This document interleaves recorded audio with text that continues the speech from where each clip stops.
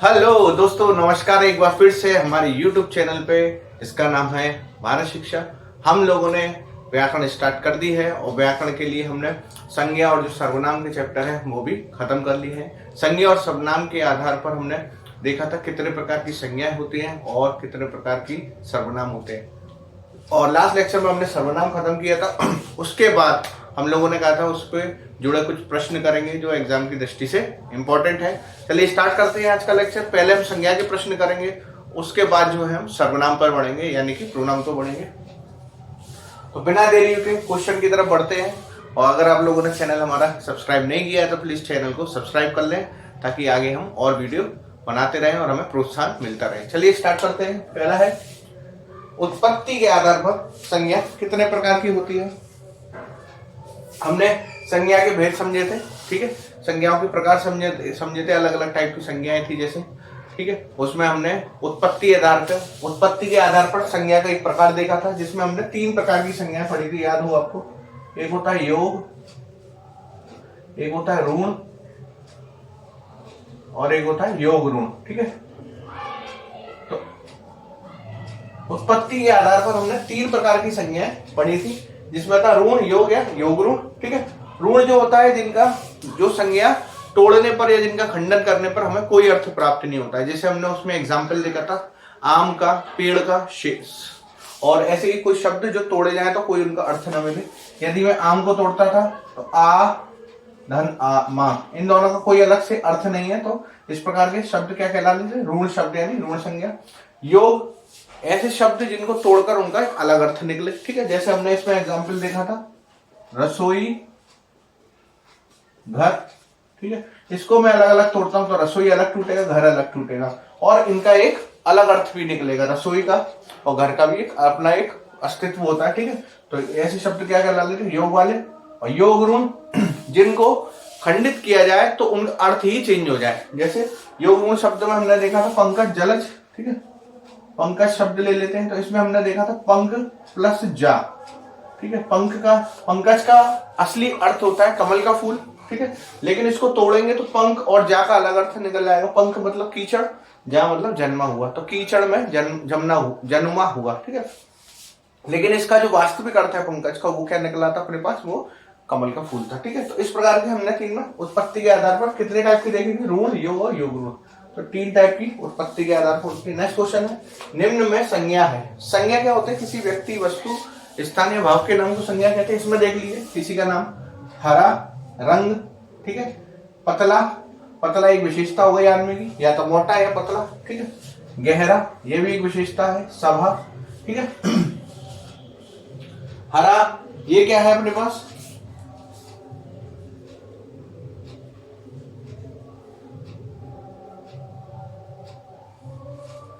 ठीक है। हरा, पतला, गहरा, ये सारी विशेषताएं हैं। जैसे हरा के आगे हम एक हरा क्या, हरा कोई एक नाउन चाहिए होगी तभी वो बनेगा। जैसे हरा फूल या फिर हरा रंग, ठीक है। रंग एक क्या हो जाएगा, वो हो जाएगा अपने पास, वो नाउन हो जाएगी, संज्ञा हो जाएगी। तो इन तीनों के लिए ये विशेषण शब्द है। तो विशेषण की जस्ट बात क्या आता है, संज्ञा आती है, ठीक है। तो ये तो खुद एक विशेषण है, तो इनके आगे आने वाला संज्ञा होगी। जैसे गहरा कुआं, तो कुआं एक संज्ञा हो गई।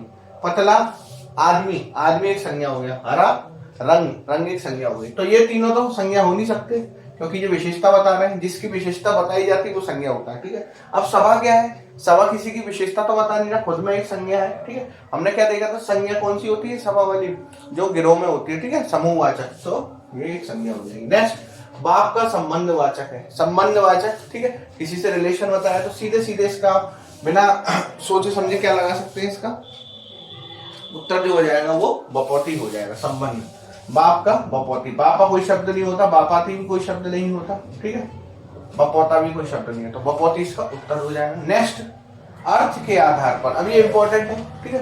अर्थ के आधार पर भी हमने संज्ञा का प्रकार देखा था। संज्ञा वाले चैप्टर में मैंने सारी चीजें बताई हैं, व्युत्पत्ति के आधार पर और व्याकरण के आधार पर। अब इसमें हमने अर्थ के आधार पर देख लेंगे। अर्थ के आधार पर 6 होती हैं जो व्याकरण में यूज की जाती है। हम करते हैं व्यक्तिवाचक, ठीक है। दूसरा आता है जातिवाचक, ठीक है। फिर आता है भाववाचक, ठीक है। चौथा आ जाता है समूहवाचक, ठीक है। और पांचवा जो आ जाता है वो आ जाता है द्रव्यवाचक, ठीक है। व्यक्तिवाचक, जातिवाचक, भाववाचक, समूहवाचक, द्रव्यवाचक। कितनी अपने पास संज्ञाएं प्राप्त होती हैं इसमें? टोटल 5, 1 2 3 4 5, ठीक है। अर्थ के आधार 5। ममत्व में कौन सी संज्ञा है? नेक्स्ट क्वेश्चन है ममत्व में कौन सी संज्ञा है? ममत्व, पितत्व, ये कैसे हैं जो हमें कोई हमें रिलेशन बता रहे हैं, यानी कि हमारा भाव प्रकट कर रहे हैं। ममत्व, किसी माता के लिए उसके बच्चों के लिए क्या होगा? ममत्व, भाव होगा, ठीक है। ममत्व भी होगा जैसे, तो इसका अर्थ क्या हो जाएगा? भाववाचक संज्ञा। जाति है नहीं ये, ठीक है। ममत्व किसी एक विशेष आदमी के लिए तो कहा नहीं जाता, ठीक है। व्यक्तिवाचक, किसी एक पर्टिकुलर व्यक्ति का नाम नहीं हो सकता ममत्व। द्रव्यवाचक, द्रव्य मतलब जो पदार्थ ठोस गैस या जो भी है लिक्विड, उनके लिए यूज किया जाता है वो द्रव्यवाचक होती है। द्रव्यवाचक है नहीं, ठीक है। क्वेश्चन करने का सबसे अच्छा तरीका है एलिमिनेट करिए, मतलब क्वेश्चन के ऑप्शन में से गलत ऑप्शन को हटाइए, सही ऑप्शन आपके यहाँ मिल जाएगा। द्रव्य है नहीं ये ममत्व, ठीक है। कोई ना ठोस ना गैस ना फिर लिक्विड है, यानी कि द्रव है। व्यक्तिवाचक हो नहीं सकता, किसी का नाम है नहीं। जाति है नहीं। ममत्व, जातिवाचक संज्ञा कौन सी होती है? जातिवाचक संज्ञा वही संख्या होती है जो किसी भी एक व्यक्ति या वस्तु का एक पूरी जाति का बोध कराती है। जैसे मानव, ठीक है, मानव में सारे इंसान आ जाएंगे। शेर, शेर में सारे शेर आ जाएंगे, ठीक है। इसी प्रकार तो भाववाचक इसका उत्तर हो जाएगा। अब नेक्स्ट क्वेश्चन है एक जैसी चीजों का बोध कराने वाला। अभी मैंने बताया था जो जातियों को बोध कराती है क्या हो जाती है? जातिवाचक संज्ञा। एक जैसी चीजों का बोध या एक जैसी व्यक्तियों का बोध या एक जैसे इंसान या भाव या वस्तुओं का बोध, ठीक है। चलिए आगे बढ़ते हैं। चलिए तो नेक्स्ट है क्वेश्चन, गरीबों की सहायता करो, मैं गरीब है। गरीब क्या हो गया? विशेष टाइप का एक इंसानों का एक ग्रोह हो गया, ठीक है। अमीर गरीब वैसे मानते नहीं है हम लोग, लेकिन अमीर क्या है? एक विशेष टाइप का इंसान, ठीक है, जिसमें अमीर लोग ही आएंगे। तो विशेष टाइप का एक हमने समूह की बात कर दी कि अमीर या गरीब, ठीक है।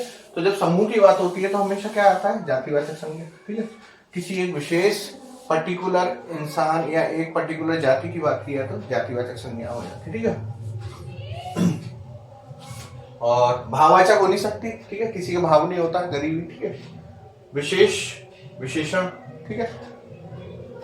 अगर यहाँ होता गरीबों की सहायता करने की बजाय गरीब इंसान, ठीक है, तब विशेषण होता। जैसे समझिएगा, जैसे लिखा है यहाँ गरीबों, तो गरीबों हमने इन सब जाति मतलब जो गरीब वाले जो प्राणी हैं उन सब की एक पर्टिकुलर जाति की बात करती, तो यहाँ जातिवाचक की तरह कार्य करेगा, ठीक है। और अगर यहाँ लिखा होता गरीब इंसान, गरीब इंसान, देखिए यहाँ से संज्ञा है, यहाँ इंसान क्या है? एक संज्ञा है, ठीक है, मानव है। तो इंसान से पहले क्या आता है? हमेशा एक एडजेक्टिव यानी विशेषण आता है। तब यहाँ अगर ये गरीब इंसान लिखा होता तब ये विशेषण होती। लेकिन यहाँ गरीबों की सहायता करो, गरीबों की सहायता में विशेषण नहीं है, ठीक है। इसके बाद अगर कोई संज्ञा लगी होती जैसे गरीब इंसान की सहायता, तब ये विशेषण होता। अभी यहाँ क्या है? एक पर्टिकुलर जाति की बात हो रही है, मतलब गरीब नाम के एक समाज की बात कर रहे, जाति की बात कर रहे, ठीक है। तो ये जातिवाचक संज्ञा होती है। अब नेक्स्ट है मीठा का भाववाचक संज्ञा है। मीठा का भाववाचक संज्ञा है। मीठा का भाववाचक संज्ञा क्या हो जाएगा इसमें? जो एक फीलिंग या इमोशन की बात हो रही है। मीठा का हम कोई चीज खा के क्या कहेंगे उससे? मीठी है, तो मीठे के लिए हम क्या भाववाचक संज्ञा प्रयुक्त करेंगे? भाव मतलब किसी को बताना हो, इसमें बहुत ज्यादा मिठास थी, ठीक है, मिठास थी मतलब इसमें बहुत ज्यादा स्वीटनेस थी, तो स्वीटनेस के लिए क्या आ जाएगा? भाववाचक संज्ञा मिठास। मीठी, मीठी भी एडजेक्टिव यानी विशेषण है। मीठी किसी, मीठी क्या? मीठी चाय, मीठी नमक, तो आगे संज्ञा लग रही तो विशेषण हो गया। मधुर आवाज होती है, आवाज भी एक नाउन है, तो नाउन से पहले यानी संज्ञा से पहले क्या आ गया? मधुर, तो मधुर क्या? विशेषण।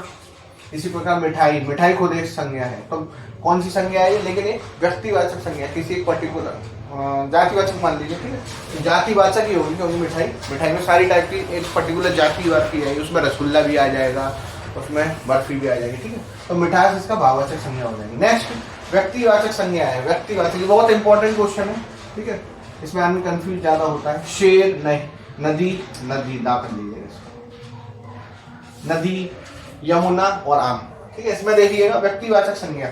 अब देखिए व्यक्तिवाचक संज्ञा को पहचान करने के सबसे अच्छा तरीका मैं बता रहा हूं, नाम देख लीजिए। जो चीज दे रखी है उन सब में नाम क्या है? जैसे देखिए शेर, शेर किसी का नाम नहीं हो सकता। अब हम कहते हैं बब्बर शेर, तो बब्बर क्या हो जाती है, वो व्यक्तिवाचक संज्ञा हो जाती है, ठीक है। तो शेर तो हो नहीं सकता। शेर एक पूरे संपूर्ण शेर समाज की जाति को व्यक्त करेगा तो जातिवाचक है। नदी, नदी में कोई सी भी नदी आ सकती है, गंगा यमुना, तो जो नाम होंगे गंगा यमुना वो क्या हो जाएंगी, वो हो जाएंगी व्यक्तिवाचक संज्ञा। तो ऑप्शन नंबर सी इसका आंसर हो जाएगा। नदी नहीं होगा क्योंकि नदी क्या है, नदी सारी सारी जातियों को बता रही है, नदी की जातिवाचक संज्ञा है क्योंकि ये पूरी नदी जाति को बता रही है। इसी प्रकार आम, आम में हापुस भी आता है, दशहरी भी आता है, ठीक है, ये भी नहीं होगा। नेक्स्ट, मित्रता भाव वाचक संज्ञा किससे बनी है? तो सर्वनाम से हो नहीं सकता। सर्वनाम तो ऐसे शब्द होते हैं संज्ञा के स्थान पर खुद उपयुक्त किए जाते हैं। तो मैं, उन, उनसे, ये सब संज्ञा सर्वनाम के शब्द है, ठीक है, उनसे तो मित्र बन नहीं सकता। नेक्स्ट, जातिवाचक संज्ञा यही है मित्र। मित्र क्या है, मित्र एक संपूर्ण मित्र जाति को प्रदर्शित कर रही है, तो इसी से क्या बना है, ये बना। तो मित्र जाति, मित्र से ही मित्रता शब्द बना है, ठीक है। क्रिया बन नहीं सकता। क्रिया जो करने के काम होते हैं, क्रिया क्या है, वर्ब।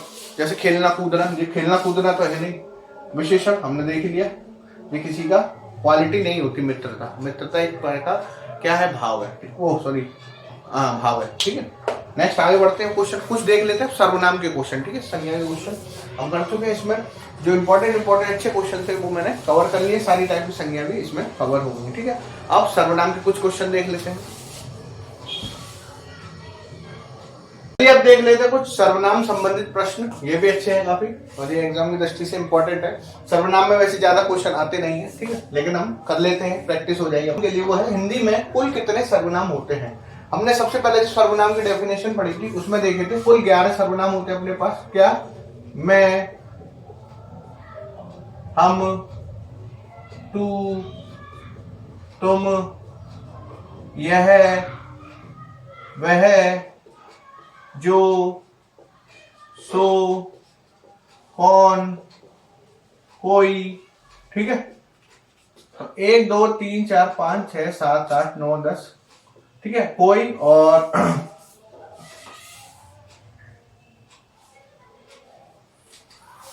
एक आप, ठीक है। तो 11 कुल सर्वनाम होती है हिंदी में अपने पास, तो इसका ऑप्शन हो जाएगा 11, ठीक है, 3rd नंबर का ऑप्शन। निम्न में सर्वनाम शब्द है, इसमें छांटना कौन सा सर्वनाम शब्द है। जो संज्ञा के स्थान पर उपयुक्त किए जाने वाले शब्द क्या होते हैं, संज्ञा सर्वनाम होते हैं। अब देखिए नींद खुद एक संज्ञा है, ठीक है, अब हमने देखा है उसके इससे रिलेटेड कोई इसमें ऑप्शन नहीं है, ठीक है, तो नींद को हटा देंगे। इस टाइप के जो शब्द होंगे वो सारे सर्वनाम है, ठीक है। रोग, रोग भी एक संज्ञा है, इसको हटा दीजिए। सफाई, ये भी हटा दीजिए। अभी हमने देखा है इसमें कौन वाला ऑप्शन है। तो इस टाइप के शब्द जैसे किसी के नाम के स्थान पर उपयोग किए जाते हैं, क्या कहलाते हैं, संज्ञा कहलाते हैं, ठीक है। तो कौन इसमें सही उत्तर हो जाएगा। नेक्स्ट, जो करेगा सो भरेगा, ठीक है। इसको समझने से पहले हमने क्या देखा था, सबसे पहले देख लेते हैं। जब हमने सर्वनाम का वर्गीकरण देखा तो उसमें 6 टाइप की हमने क्या देखी थी, सर्वनाम देखी थी, ठीक है। सर्वनाम में हमने सबसे पहले जो प्रयोग की दृष्टि से, ठीक है, प्रयोग की दृष्टि से हमने जो संज्ञा सर्वनाम देखी थी उसमें सबसे पहला था पुरुषवाचक, ठीक है, ठीक है, निश्चयवाचक, निश्चयवाचक, इनके बारे में थोड़ा थोड़ा भी बताता हूं मैं। तीसरा देखा था अनिश्चयवाचक, ठीक है। चौथा देखा था हमने निजवाचक, ठीक है। 5वां देखा था हमने अनिश्चय हो गया, निजवाचक हो गया, और प्रश्नवाचक, ठीक है। नेक्स्ट जो हमने देखा था वो देखा था संबंधवाचक। तो इनके बारे में थोड़ा थोड़ा मैं आपको रिवीजन करा देता हूं। पुरुषवाचक में जिसमें हमने 3 पुरुष की बात की थी, उत्तम, मध्य, अन्य, ठीक है। उत्तम में कौन कौन से आते हैं, जो मैं और हमारी बारे में बात की जाए वो उत्तम। मध्य, जिससे बात की जाए यानी कि तुमसे या आपसे बात की जाए वो होते मध्यम। और जिन अन्य किसी पुरुष की बात की जाए वह, उसका, तो वो क्या होते हैं, वो होते हैं अन्य पुरुष, ठीक है। नेक्स्ट हमने देखा था निश्चयवाचक। निश्चयवाचक में हम एक पर्टिकुलर चीज की तरफ इशारा करते हैं, ठीक है। यह बोर्ड मेरा है, यह पेन मेरा है, ठीक है, वह दीवार सीमेंट की है, ठीक है। जब किसी पर्टिकुलर चीज के बारे में हम बताते हैं वो निश्चयवाचक, ये हमें पता है कि ये चीज है। अनिश्चयवाचक में जब हमें सर्टेन ना हो कि ये चीज है या भी नहीं, जैसे कोई आ रहा है, कुछ हो गया, ठीक है, कुछ हुआ है, कुछ ऐसे टाइप के जो प्रश्न वो सेंटेंस होते हैं उसमें हम क्या करते हैं, निश्चयवाचक सर्वनाम कहते हैं। तो इनके जो सूचक शब्द हो जाएंगे निश्चयवाचक सर्वनाम के, कोई, कुछ, ठीक है। ठीक है, नेक्स्ट निजवाचक। निजवाचक जब अपने बारे में खुद की कोई संपत्ति हो, कोई चीज हो, उस पर अपना हक जताया जाए। जैसे मैंने खुद का काम कर लिया, या मैंने अपना काम कर लिया है, या उन्होंने अपना कल का वादा पूरा किया है। ठीक है, इस प्रकार के निजवाचक में आ जाते हैं। प्रश्नवाचक जिसमें क्वेश्चन किया जाए कौन, क्या, किसका, ठीक है, इस टाइप के। संबंधवाचक में रिलेशन बनाया जाए। संबंधवाचक का मैंने सबसे अच्छा शब्द जो सूचक होते हैं वो कौन से, जो, सो, इस टाइप के शब्द हो, जैसा वैसा, ठीक है, ठीक है, और जैसी वैसी, इस टाइप के। ठीक है, तो आप इसमें देख लेते 6 टाइप के थे और हमने पढ़ भी लिया एक बार में। तो जो, सो आ रहे हैं इसमें, जो, सो किस में आता है, संबंधवाचक में। सीधे सीधे ऑप्शन नंबर 3 आंसर हो जाएगा। ये मैंने सारे आपको सर्वनाम वाले लेक्चर में बताया, तो आपको पढ़ना हो तो वहां जाके भी पढ़ सकते हैं। नेक्स्ट अनिश्चयवाचक सर्वनाम है जिसके बारे में कोई सर्टेनिटी ना हो कि ये चीज है भी या नहीं। तो इसके शब्द कौन से होते थे अनिश्चयवाचक के, कोई, कुछ, इस टाइप के जो शब्द होते हैं। ठीक है, तो कोई, कुछ देख लीजिए, इसमें ये रहा 2 जगह है, ये कौन होगा यहाँ, ठीक है, ऑप्शन में कौन तो होगा नहीं, तो ये हो जाएगा कोई वाला। ठीक है, जो संबंध का हो गया, कौन प्रश्न का हो गया, वह एक सर्टेन इंसान के बारे में हो गई, यानी निश्चयवाचक के लिए। सर्वनाम के भेद अभी देखे हमने, ठीक है, व्याकरण के आधार पर 6। ठीक है, अब देखिए इसमें नेक्स्ट क्वेश्चन है, वह खुद चला गया। तो खुद मतलब अपने ऊपर खुद ही हक जता रहा है, अपने लिए खुद बात कर रहा है, तो उसके लिए क्या होता है, हमने देखा था, उसके लिए संबंध निजवाचक की बात होती है। ठीक है, निज मतलब अपना खुद का, वह अपना काम कर लिया, वह खुद चला गया। ठीक है, इस टाइप के क्वेश्चन क्या हो जाएंगे, जो हो जाएंगे वो हो जाएंगे निजवाचक, यानी कि पर्सनल चीजों के लिए। ठीक है, तो इस प्रकार हमने संज्ञा और सर्वनाम के हमने कुछ प्रश्न देखे और आपके जो है रिवीजन भी कराते हैं बीच बीच में, जिससे आपको परेशानी ना हो। ठीक है, तो नेक्स्ट लेक्चर में हम अब नेक्स्ट चैप्टर स्टार्ट करेंगे, यानी कि विशेषण पढ़ने के लिए आप अगर ठीक है, नेक्स्ट लेक्चर में फिर मिलेंगे आप लोगों से। प्लीज हमारे चैनल को लाइक एंड सब्सक्राइब जरूर करें और बेल आइकन पर क्लिक करना ना भूलें।